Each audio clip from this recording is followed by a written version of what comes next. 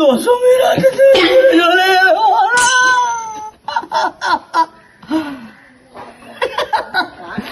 মনা আমি তো সরে সর তো তুই কি বলতে চাইছি বল? হ্যাঁ আমি তো সর ঘর দিতে হবে সর। কি মোনা, তুমি কার প্রপোজাল অ্যাকসেপ্ট করছো? হ্যাঁ, আমাকে ছেড়ে দে। বলেন কি?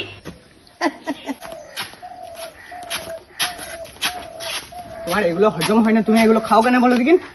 মোনা, আমি মোনা। ও মোনা না, আমি চিনতে পারছো আমি কে বটি?